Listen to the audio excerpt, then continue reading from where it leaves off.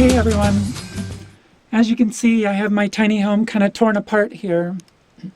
So about 3 weeks ago my battery went dead up on Mount Rainier, and so yeah, I need a new battery. And this one had actually fallen over. It had fallen over on its side and it wasn't in the little plastic container. I don't know why it wasn't in there.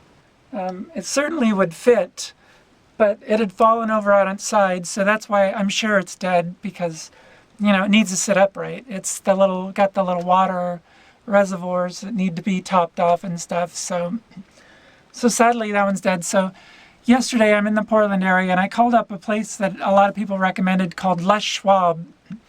And I went to the local one, the closest one that's right over in Portland by the airport. And, I told the guy that I want a maintenance-free battery, like an AGM. And, I wanted a good size one. And so he kept looking at this battery. I'm like, no, I don't want anything like this battery. I want the maintenance-free one, I want a bigger one. And he's like, he goes and looks it up and he goes, well, we don't have any of those batteries. And I'm like, what do you mean? He goes, I said, I think you have them. I had called. And he's like, well, I can't put anything bigger than 330 crank amps or cold crank amps, 330 CCA in your, a bigger battery in your trailer, because it'll burn up all the wires and start a fire. And I'm like, wait, what? Like, I never heard of that. Like, where did that come from? So I was just like, are you sure? Like, yeah. So I needed a spare tire anyway. So I had him put on a spare tire because my old tire was cracked and flat, and that was $80. So I have a new, spare tire, but no battery. So that guy clearly didn't know what he was talking about. I got on the forums last night and everyone was like, oh no, you need a marine style battery, you don't get a car. Cold crank amps don't matter or don't mean anything for RVs, because you're not using the energy all at once, you're using it slowly over time. So you want to look at amp hours, that's what you want to look at. Like, a lot of really helpful info on the forums. So that was really great. So this morning I decided, well, I'll call a different Les Schwab. I'll call, someone else, since that guy clearly didn't know what he was talking about. So this morning I called a different Les Schwab and talked to this woman and says, I found a battery on your website, this blue top battery, and it's a marine style battery, and I want to get that. How much does it cost? And she's like, well, what make and model is your car? I'm like, no, it's for an RV, I don't have a car. And she's like, oh, well, I can only look up the batteries in the computer by car, make and year and model. I was just like, wait, how is this happening? How does this place have such good reviews around here? How does Les Schwab have good reviews when I can't buy a frickin' battery from him? Like, what's going on? So that's frustrating. So today I'm headed out to a completely different place to try and get the battery. I'd called them. They have a battery in stock. It's 70 amp hours. It's a marine style battery. It's the AGM. $270. Seems pretty expensive, but seems to be what everybody keeps saying, that those batteries are expensive. So yeah, that's the plan for today, and hopefully I can get my tiny home back in order by this evening.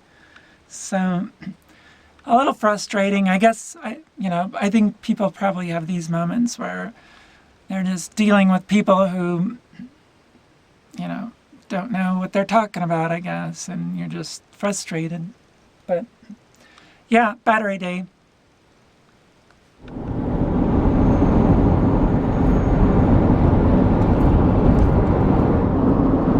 So, more battery drama. So I went over this morning to get a new battery. And well, first off, there was like basically very little parking lot. There was a very large strip mall and very little parking lot, so it was very difficult to find any parking. I drove around and finally ended up parking a ways away behind a restaurant. But then I went into the shop, into the battery store, and told the guy I needed this, AGM maintenance-free battery for my trailer. So he came out and looked at my trailer, and basically after one look, he was like, "Oh, you have non-standard battery terminals, and I don't have any adapters for that." So basically he was just like, "I can't really help you. I don't have anything for that." So no battery.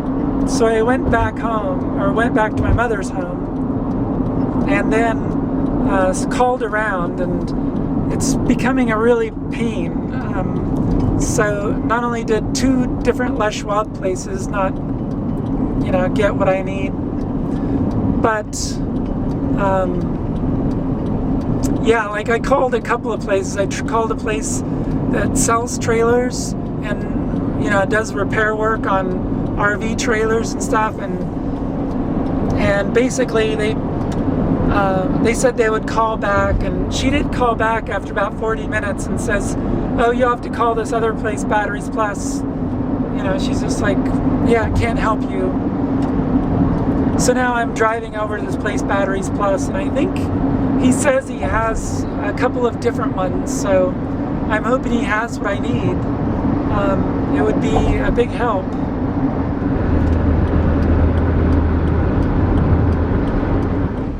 I got a battery, finally, yay! So to recap, basically here's what happened. Okay, so battery guy number 1 said he couldn't sell me a bigger battery than the one I had in there, which was super tiny. So he couldn't sell me a battery larger than 330 crank amps, cold crank amps, or my trailer would spontaneously combust. And then I called battery lady number 2. She said she couldn't look up batteries in the computer without a car make and model year. And she said she'd call me back. She never did. Battery guy number 3 took a look at my battery and was like, "Oh, you have like some non-standard connections, and I don't have any adapters for that, so I can't really help you. You can go look at some other place."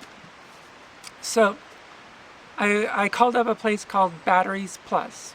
It was actually like Batteries Plus bulbs. And they have, the battery I wanted, the AGM battery with like, it ended up being, I think, 65 amp hours. And I said, "Oh, this guy says that I have like non-standard connectors. Do you have some adapters?" And the guy looks at the, he looks at my pictures, because I had pictures of my battery, and he goes, "Those are just ring terminals that are bolted on through the battery connector. The little L-shaped brackets, those are part of the battery. You see there's a bolt, and you have a little ring terminal, and the bolt is holding the ring terminal on. So those will just fit over the post on the battery right here." And I was just like, "Oh, how is it even possible for like so many people to be so wrong?" I don't even know. I don't even know where to start. So yeah, I got the battery, and then I installed it. So here's a bunch of really awkward footage of me awkwardly installing my brand new battery. And so I just got a new battery, and it's a big ass one. It's a very big battery. Oh. So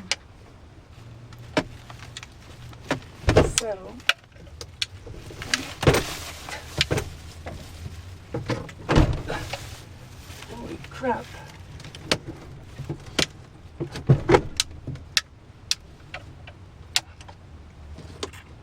Oh my god. They fit. It all fits. Woohoo! Let's see if I can get a shot of it. So, I thought I needed something special to put my ring terminals on, but it turns out I don't. I don't need anything in particular. So these two terminals should just fit on here. I don't know. It looks good. We'll see. Alright, new wrinkle. I connected the negative, and the negative fit on there just fine. But the positive wire, the positive terminal is just a tiny bit larger.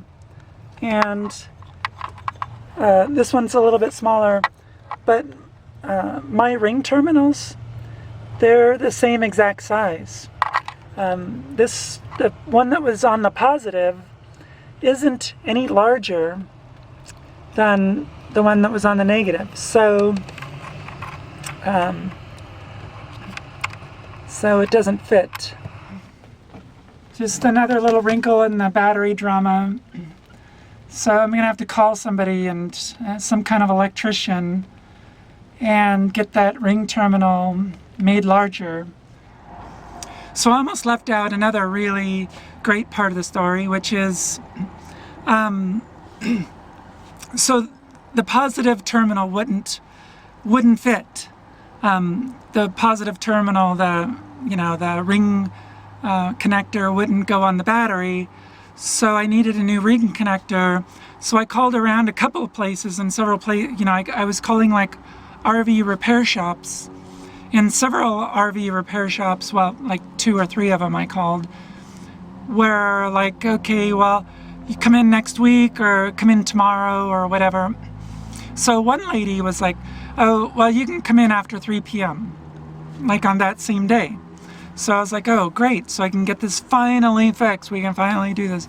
I go down there, the lady takes one look at it, goes inside, gets some tools, comes back out, clip, snip, whatever, and she's like, okay, done. I'm like, yes, I'm so happy. I'm like, how much do I owe you? And she's all like, nothing, 0.